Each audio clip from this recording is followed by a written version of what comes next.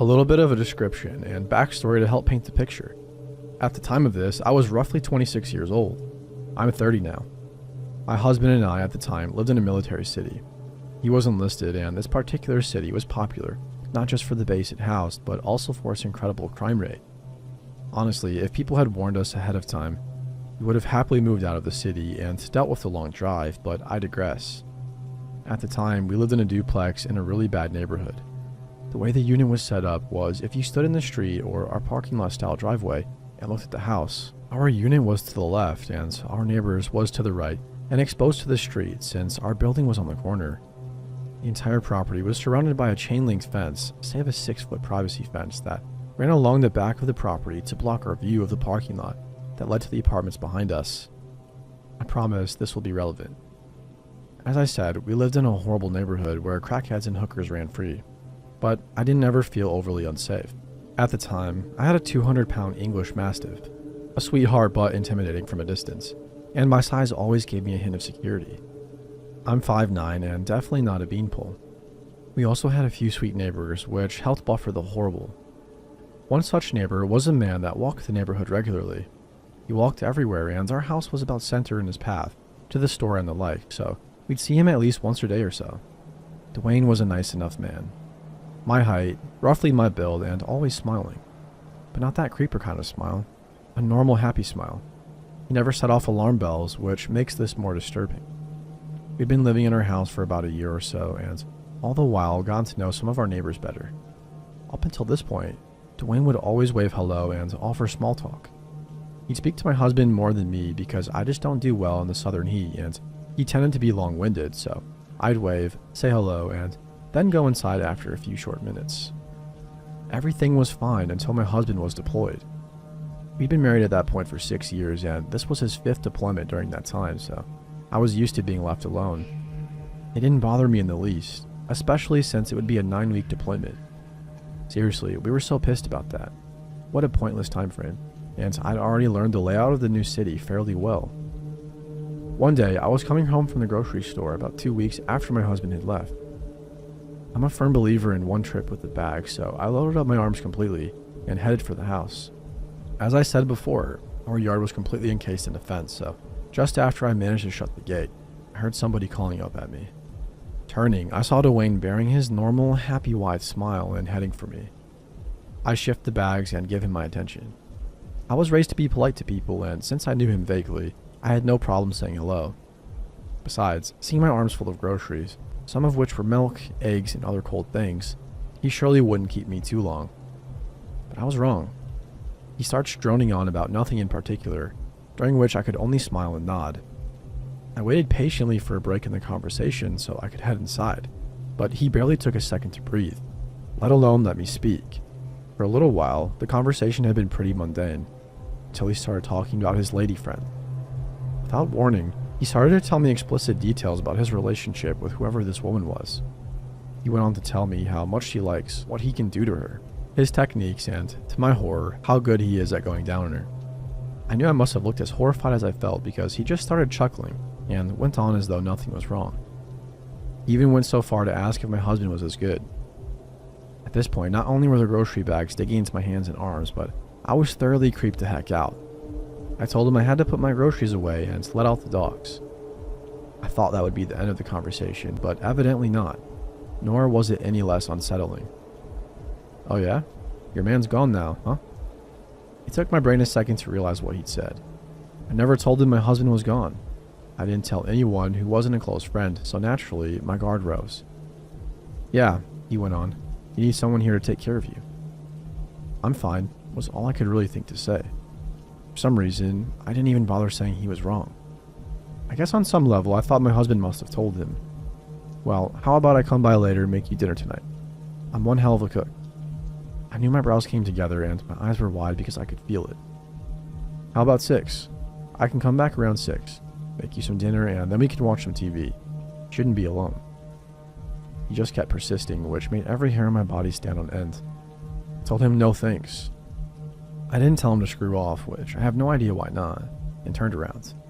Without bothering to look back, I went inside, locked my doors, and waited until I was sure he was gone before letting out my dogs. By the time 6 came, I didn't even want to be in the house in case he did stop by. After making sure everything was locked up tight, I left and drove around for an hour or so before coming home. I didn't even bother turning on more than the TV when I got back, just in case he came by again. I didn't see him for a couple of days, maybe a week and a half. I was a smoker back then and hated smoking in the house, so I'd let the dogs out, smoke a cigarette, then bring them back inside. After Dwayne's disturbing confrontation, I took to smoking in the backyard on my back steps. From where I sat, I could only see a few feet of the main street. Being as our unit was away from the street, beside neighbors who had trees and bushes and the privacy fence between us and the apartments, I felt relatively shielded. I knew that if I saw Dwayne, I'd be more than capable of ducking around the corner of the house and hiding. Like I said, there was just a small strip of the road that left me exposed. It was really easy to stay hidden. One day, I'm standing outside in the front yard, talking to the sweet little old lady that lived across the street. We were just having a nice little talk until Dwayne suddenly came walking up. I, of course, felt uneasy but a little safer with my neighbor there since I didn't think he'd be as gross as he was before. He wasn't, but it was no less creepy. My neighbor had asked me if I quit smoking because she didn't see me out front anymore. That was usually what she'd used to come and say hi to me since she was always gardening. I didn't immediately answer because Dwayne was right there, but it didn't matter. He spoke up first and told my neighbor, "Nah, she smokes in the backyard now." My blood ran cold. Not once, not one single time had I seen him walk by while I was back there. I never saw him walk by while I was back there, nor did I catch a glimpse of him when I stepped out of my front door and walked around back. Never. I politely excused myself and went inside, creeped out as hell.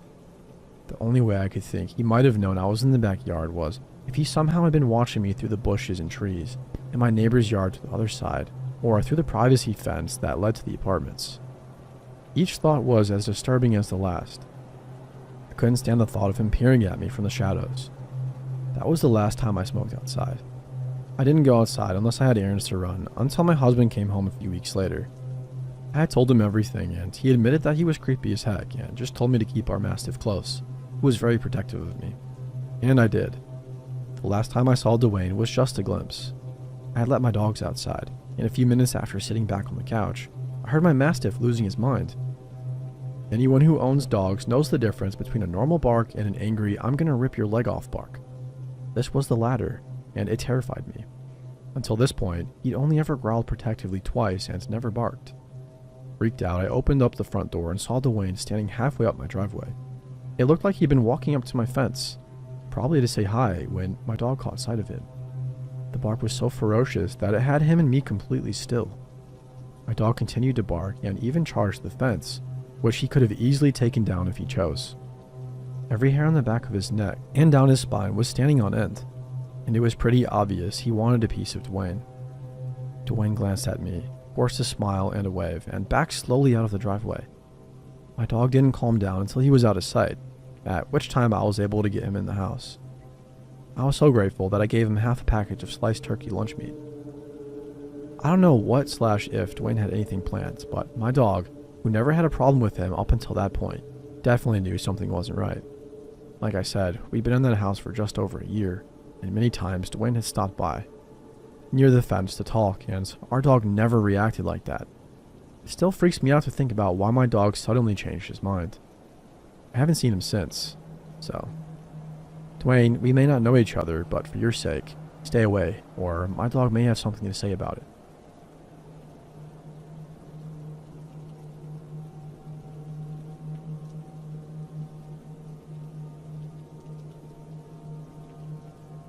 A few days ago, I'm walking downtown in the mid-afternoon when I become aware of a presence walking behind me. It's a busy city and a crowded street, so I don't think much of it. But this man stays right behind me for a few blocks. I can hear his breathing behind me, becoming ragged and coarse. He's breathing heavier and heavier as he follows me. I don't want to turn around or make eye contact, but I can sense him following me still. Then I hear him say, "Honey, if you don't slow down, I'll never catch up to you." I get terrified. I feel my blood run cold and I whip around to confront him. He's big, at least a foot taller than me, and I can see on his chest one of those little sticky paper ID tags. It's from a mental hospital.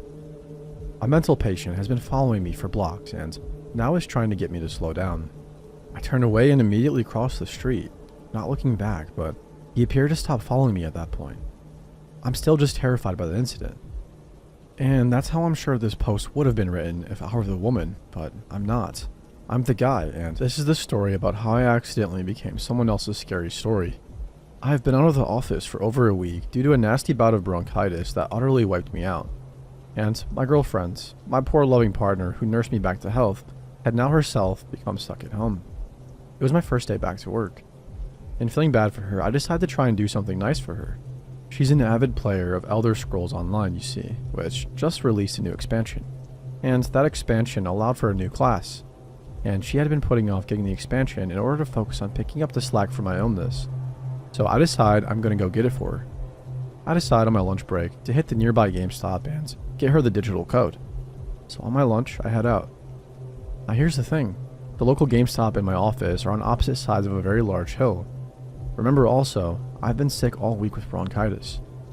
Now I get to the GameStop okay, buy the digital code and text her a picture of it, along with a message very jokingly, telling her she needs to wait till I get home to play because I'll never catch up otherwise. Then I start heading back to the office, and I start walking back up the hill. And this is where the heat and the humidity and the fact I'm walking uphill after, once again, having bronchitis starts to take its toll. And I begin, I'm quite sure, very audibly breathing heavily.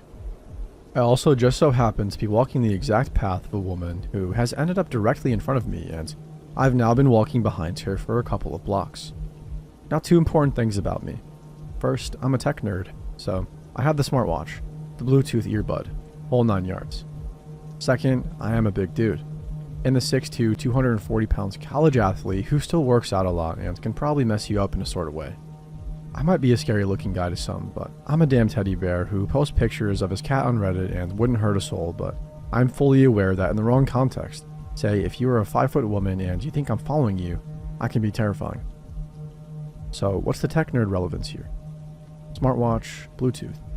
Girlfriend calls me and I tap my watch to pick up the call without taking the phone out of my pocket, which syncs to my Bluetooth earbuds.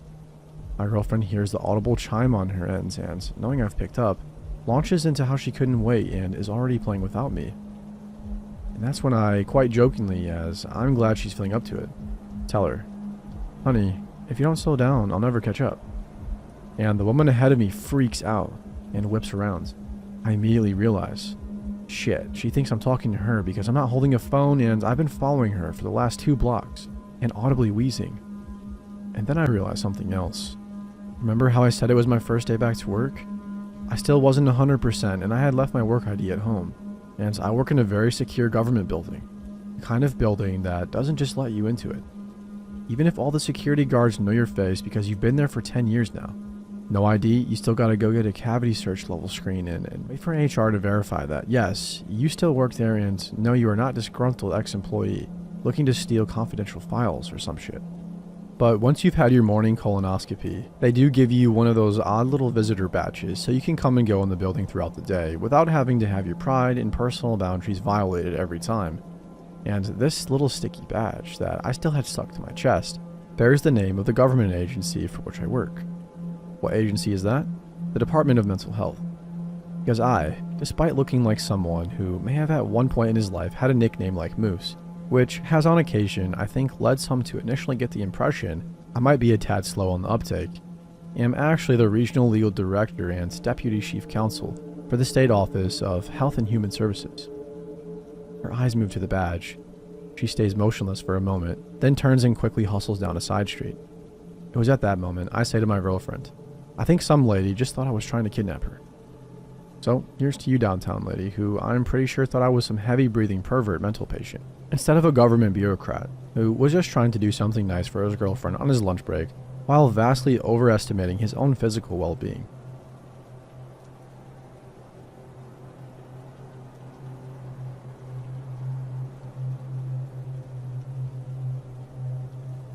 Wow, do I have a crazy story for you guys. Sorry if it's a little long. This experience has caused me a lot of anxiety and it actually feels therapeutic typing this out. During my freshman year of college in New Hampshire, a girl in my dorm hall accidentally caused a small dorm fire by leaving popcorn in too long at like 3 a.m. We all had to evacuate and the fire trucks came, and The RAs made a pretty big stink about it. The girl who lit the fire was the subject of many yik-yak jokes, and I felt bad for her because she really wasn't attractive and she looked pathetically lonely. And plus, causing microwave fires seemed like a pretty innocent mistake for such harsh comments. A couple days after the incident, I saw her in the resident hall and made casual small talk by asking her how things were popping, and kind of just checking up on her because I felt bad. She laughed, and that was kind of it. Conversation of about 2 minutes. Fast forward to a week later, and I hear a knock on my dorm door, and the same girl, who I am now going to refer to as Popcorn, comes literally running into my room with no hesitation. I didn't even tell her my room number, and at the time I just figured she just saw me go in there once, because she didn't even know my name at this point. It takes me a second to realize that she's in full-blown tears. There is now a stranger on my bed in tears, and I'm just like, So I counsel her like the bleeding heart I am and ask her what's wrong. She tells me that the dining hall cook sexually assaulted her and the college wouldn't fire him and she was suffering emotionally because of it.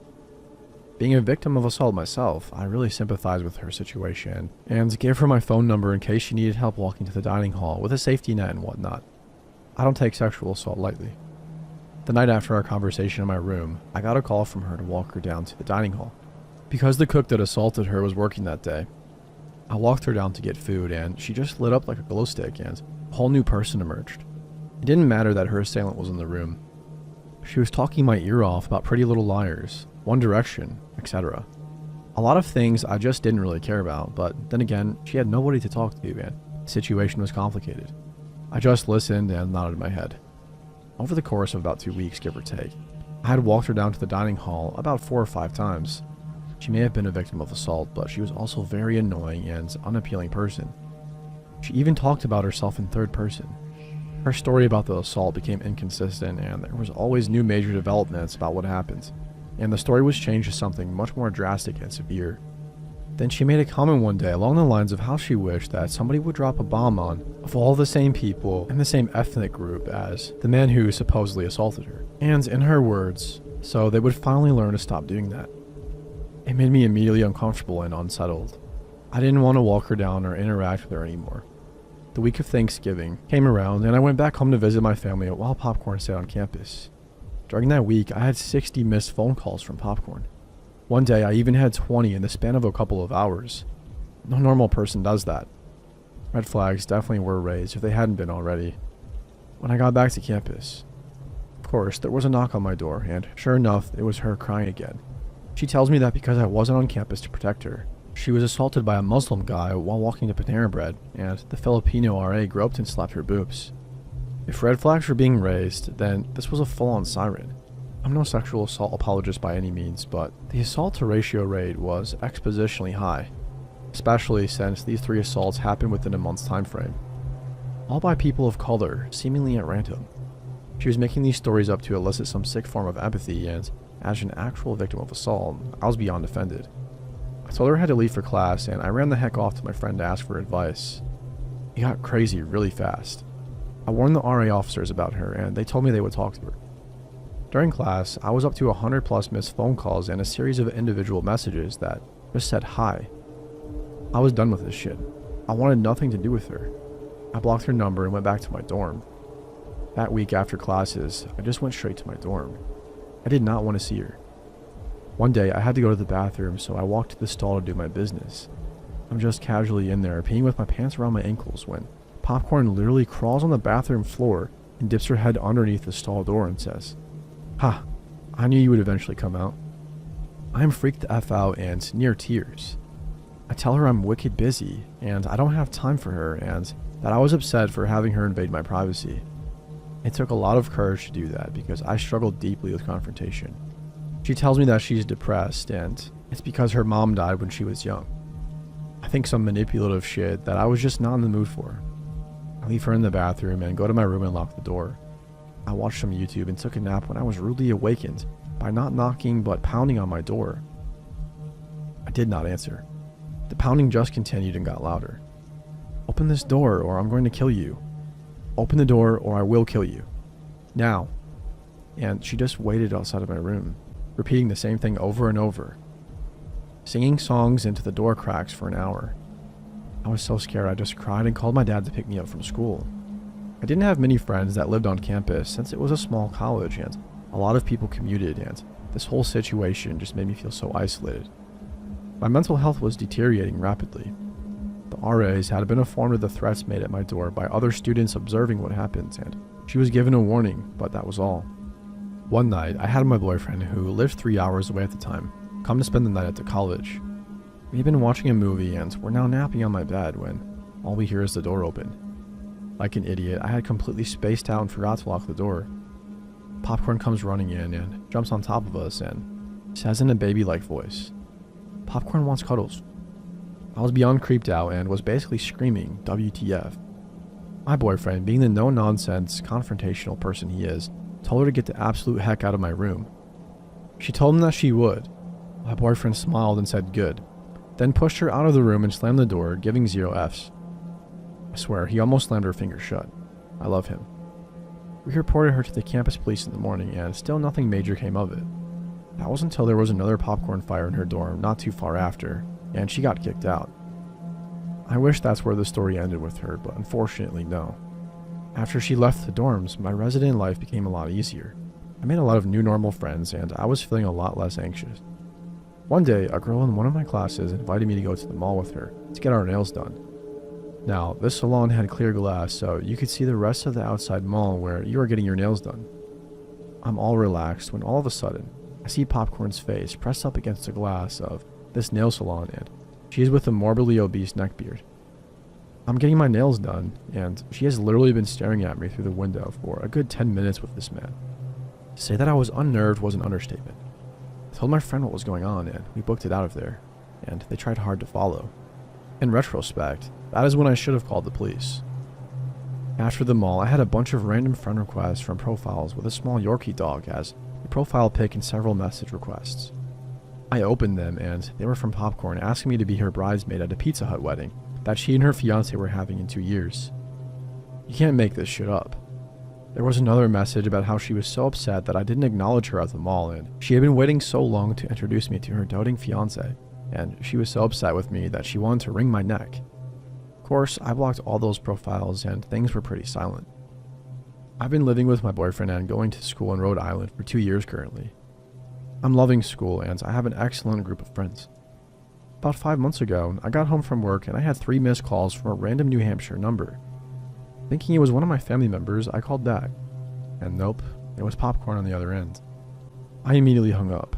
There was also a voicemail left that was just a person breathing into the phone and telling me that I was expected at the wedding. I cried and called the police urgently about the number.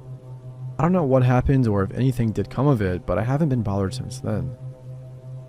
I like to think of myself as a very kind person, and people often take advantage of my openness. It really is a fatal flaw that I'm working really hard on. It's unfortunate that there are so many unhinged and lonely people, but we really shouldn't make it our burden to help them sometimes. Sometimes being nice can actually cause a lot of mental strain.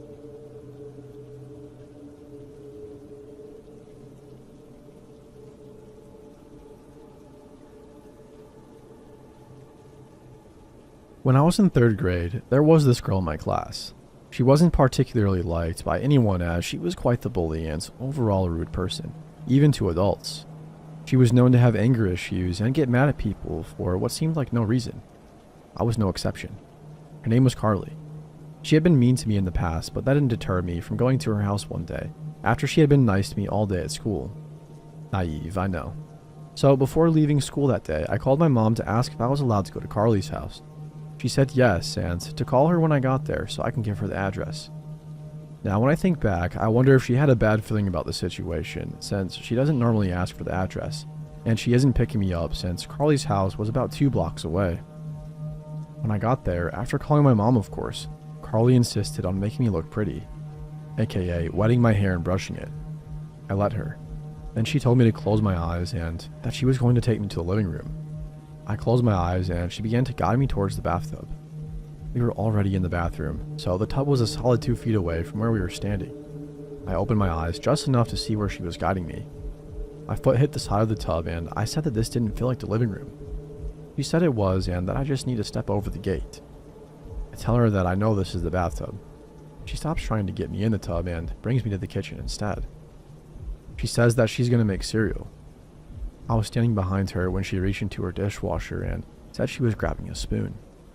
The way that she clarified that she was grabbing a spoon immediately told me what she was really going to grab. And it was for sure not a spoon. I can still remember the feeling of dread that overcame me when she said those words. She pulls out a large knife and backs me into a corner, holding the knife only inches away from my neck. I can't remember if any words were exchanged during this. Maybe I was just too shocked to say anything. I only stayed there for maybe 30 seconds before I pushed her aside and ran towards the door. I grabbed my backpack and put on my winter boots. By the time I had my boots on, Carly was trying to block the sliding door. I pushed past her again and flung open the door. I ran down her patio steps and out her front gate, not bothering to close it. I just wanted to get home where I was safe. I remember her yelling at me as her dogs escaped through the open gate. But I didn't care. One of her neighbors, who was in their front lawn, waved and smiled at me, clearly oblivious to what had just gone down. I ran down the road into my house, not stopping once. It wasn't until I hit the door of my house that I broke down. I began to cry and yell for my mom, my two older sisters yelling at me to shut up. My mom walked over to me and immediately knew something was wrong. I explained what happened and she was very understanding and freaked out. I can't remember if it was the same day or the next day that I had to talk to a police officer about what happened. He asked me what kind of knife it was and whatnot. I think my mom relayed most of the story to him because I don't remember having to say much.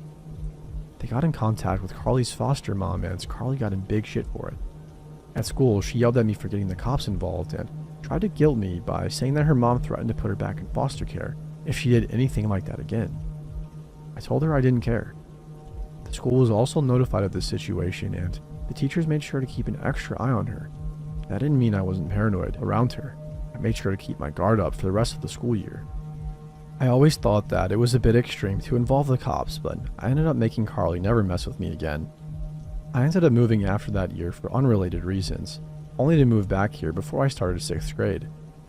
First day of middle school, I was waiting for them to call my name, so I know which class is my homeroom when I hear an all too familiar name, Carly, and her last name. I watch as nobody goes up to join the class.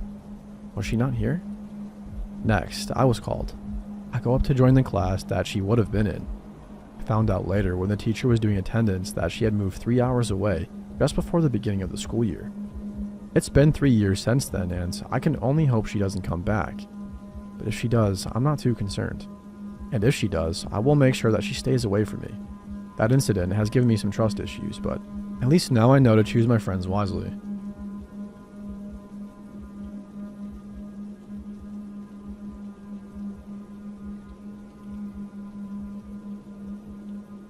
You hear stories about people unknowingly squatting in other people's homes, but never think it would actually happen to you. Well, it happened to me. About 10 years ago, I, 31 female, was living alone in a 2-family house on the 2nd floor with my then toddler. For this story to make sense, I need to try and explain the layout and the backstory. My brother's close friend at the time lived on the 1st floor and is the one who referred me to the landlord. We had private front entrances, but a shared back entrance with a staircase that ran from the basement all the way to the 2nd floor. I would frequently leave my back door unlocked because I had a habit of locking my keys in the house, and my downstairs neighbor could let me in the back door.